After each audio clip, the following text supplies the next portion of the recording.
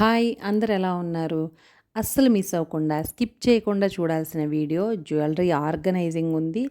Just Sri Rama Navami వ్లాగ్‌తో పాటు అదే రోజు జ్యువెలరీ ఆర్గనైజర్ పౌచెస్ కూడా వస్తే ఆల్రెడీ ముందు చేసిన బాక్సెస్ ఇవి కంపారిజన్ చేసి అయితే వీడియోలో అప్లోడ్ చేశాను. ఇక పండగనగానే ఉదయాన్నే గారెలు ఆల్రెడీ సమ్మర్ అని ఉగాదికి స్కిప్ చేసినా ఇంకా పిండిలేమీ లేక శ్రీరామనవమి రోజైతే గారెలు చేయడానికి రాత్రి పప్పు నానబెట్టేసి ఇలా ఎక్కువ కొంచెం ఫుల్‌గా నీళ్లు వేసేసి అస్తమానం ఆ గిన్నెత్తి నీళ్లు చాలా వేస్ట్ చేసి కడగకుండా అయితే ఇలా చెయ్యి కొంచెం మనం చేత్తో నలిపేసి పప్పుని రౌండ్ తిప్పాము అంటే జనరల్‌గా మనకి తెలిసిందే తక్కువ బరువు ఉన్నది పైన తేలుతుంది. ఎక్కువ బరువు ఉన్నది కింద వెళ్ళిపోయి సెటిల్ అయిపోతుంది. ఇక అలా రౌండ్‌గా తిప్పామంటే మాత్రం పొట్టు మొత్తం మన చేతిలోకి వచ్చేస్తుంది. అలా పొట్టు మొత్తం పప్పు నీట్‌గా క్లీన్ చేసుకున్న తర్వాత ఫస్ట్ ఇడ్లీ పిండి, దోస పిండి, ఇక గారెలకు కూడా వేసేసుకొని గారెలు రెడీ చేసేస్తాను.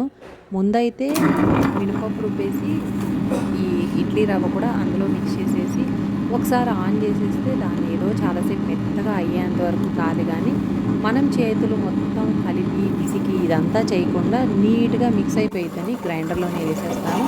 తర్వాత గారెల పిండి వేసేటప్పుడు కొంచెం చిల్లీసు, అల్లము ఈ 2 కూడా అందులో వేసేస్తే మెత్తగా మెదిగిపోతాయి. గారెలు కూడా రెడీ చేసేసి దోస బ్యాటర్ రెడీ చేసుకొని ఇంకా ఆల్రెడీ ఇడ్లీ రవ్వ కడిగి పెట్టేసింది. కొంచెం తీసి పక్కన పెట్టుకొని గారెల పిండి రుబ్బుకునేటప్పుడు ఆ ఇడ్లీ రవ్వ కూడా వేసేస్తే గారెలు బాగా క్రిస్పీగా ఉంటాయి. ఇక పెద్ద బౌల్‌లో ఆ గ్రైండర్ బౌల్‌లోనే ఆనియన్సు, చిల్లీస్ ఆల్రెడీ వేసాం కాబట్టి పుదీనా, కొత్తిమీర ఇవన్నీ యాడ్ చేసుకుంటే మంచి టేస్టీగా ఉంటాయి. బట్ నైవేద్యాలకు మాత్రం ఇలా పెట్టకుండా ఓన్లీ పిండితో అల్లము, పచ్చిమిర్చి వేసిందైనా పర్లేదు. ఉల్లిపాయలు లేకుండా గారెలు వేసి తీసి ఇక తర్వాత బ్రేక్‌ఫాస్ట్‌కి ఇలా ప్రిపేర్ చేసుకొని అండ్ నా పండగ హడావిడిలో ఎలా ఉంటాయి నేను మాత్రం తక్కువ నూనెతోనే డీప్ ఫ్రై చేస్తాను. ఓన్లీ 4 గారెలు వేస్తాను చిన్న చిన్నవి.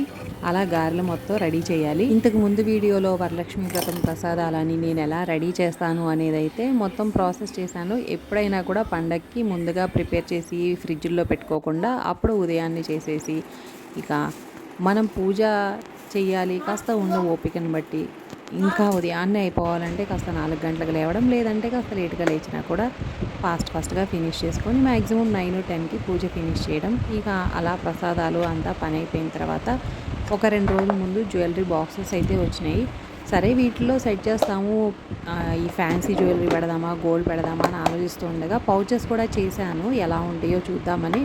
అవి కూడా పండగ రోజైతే వచ్చాయి. ఆర్గనైజ్ చేసే అంత జ్యువెలరీ కాకపోయినా చిన్న చిన్నవి చాలా మిస్ అయిపోతుంటాయి. పోగులు కానీ, రింగ్స్ అని జస్ట్ ఒక 4, 5 ఉన్నా కూడా ఆ చిన్నవి ఎక్కడో పెట్టేస్తాము. మొత్తం ఏదో ఒక బాక్స్‌లో పోసేసినట్టు అలా అవుతున్నాయని చాలా రోజుల నుండి కాస్త క్వాలిటీగా కావాలంటే ఇప్పటికీ ఆన్లైన్‌లో అమెజాన్‌లో కానీ, మీషోలో కానీ ఎన్నో ఆర్డర్ చేసి రిటర్న్ పెట్టేసినవి ఉన్నాయి. అస్సలు క్వాలిటీ బాగోక అండ్ నాట్ వర్త్ 200, 250 పడేటప్పుడు ఒక్కొక్క బాక్స్ వచ్చేసి కాస్తైనా క్వాలిటీ ఉండాలి. మనం ఏదో డెలికేట్‌గా దాని మీద ఏదైనా కొంచెం వెయిట్ పెట్టినా అసలు మనం 2, 3 సార్లు తీస్తేనే పగిలిపోతాయి అన్న రేంజ్‌లో ఉన్నాయని ఆల్మోస్ట్ 1 ఇయర్ నుండి సెర్చ్ చేస్తున్నాను.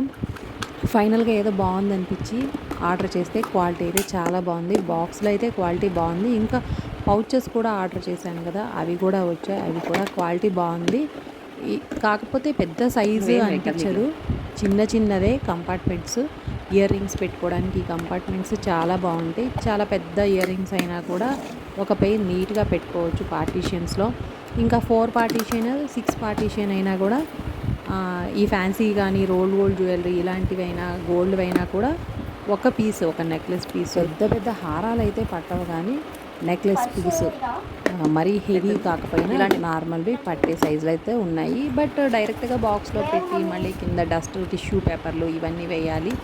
సేఫ్ సైడ్ చూద్దాము అన్నట్టు జిప్లాక్ పౌచెస్ అయితే ఆర్డర్ పెట్టాను. అవి కూడా క్వాలిటీతో బాగున్నాయి అండ్ చక్కగా చిన్న చిన్న పౌచెస్ ఇయర్ రింగ్స్కి ఒక పెయిర్ పట్టడానికి సరిపోయేంత. ఇంకా పెద్ద ఇయర్ రింగ్స్ కావాలి అంటే వేరేవి మన దగ్గర ఉన్న జ్యువెలరీని బట్టి ఆ సైజుని బట్టి కవర్ యూజ్ చేసుకోవడం. నాకైతే మ్యాక్సిమం ఏదో 3, 4 జతల పోగులు, నల్ల పూసలు ఇంతవరకే కాబట్టి సరిపోయాయి. ఇక కొంచెం ఏదైనా చైన్స్ ఇలాంటివి వేరే పౌచెస్లో పెట్టుకుంటే చక్కగా సరిపోయాయి. ఇక మళ్ళీ వీటిని 4 రకాల బాక్సుల్లో పెట్టి అస్తమానం ఆ బాక్సులు తీసుకోవడం, ఎక్కడ ఏముంది వెతుక్కునే పని లేకుండా అన్నీ కలిపేసి ఒక బాక్స్‌లో పెట్టేస్తే నీట్‌గా మనకి కదిలిచ్చి పైన చూడగానే ఎందులో ఏముంది, మనకి ఏది కావాలి చక్కగా తీసుకోవచ్చు అనేసి ఇలా అయితే బావుందనిపించింది.